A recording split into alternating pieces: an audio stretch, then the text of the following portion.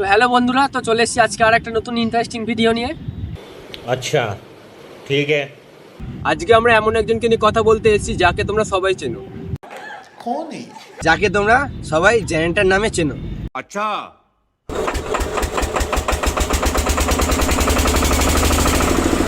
আমি কিন্তু সেই জেনারেটর দিদির কথা বলছি। ও আচ্ছা আমি কিন্তু সেই জেনারেটরের কথা বলছি না যেই জেনারেটর কারেন্ট দেয়।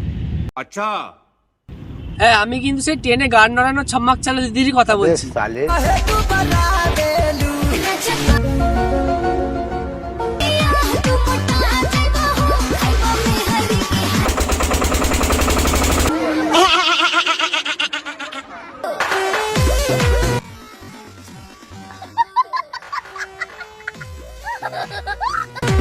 তো চলো আজ জেনারেটর দিদির গান মারা যাক।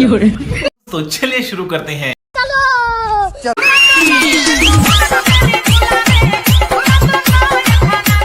Ranaghatai to Ranaghatai. This is Shreya and this is Jay.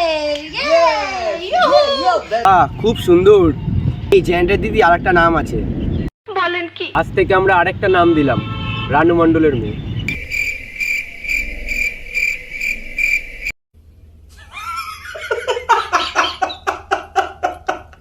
তোরা Ranaghatai, তোরা Ranaghatai, তোরা Ranaghatai, তোরা Ranaghatai. আয় তোরা রানাঘাট আয়। না, আমি যাব না। গেলে যদি আমাকে বেঁধে আমার সামনে পথ দোলাও। সালে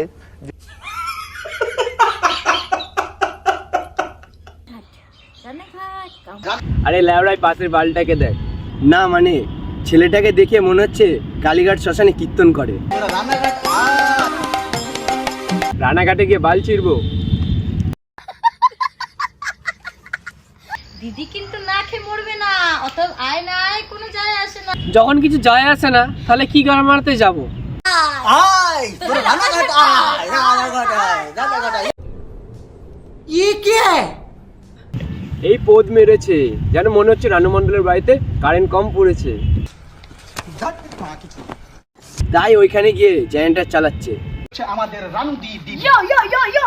ইয়ো আয় তোরা রানাঘাট আয় আয়। তোরা Ranaghatai, তোরা Ranaghatai. একে দেখে মনে হচ্ছে এর পোদে কেউ বিচটি পাতা ঘষে দিয়েছে। Ranaghatai, তোরা Ranaghatai. তোরা আয়।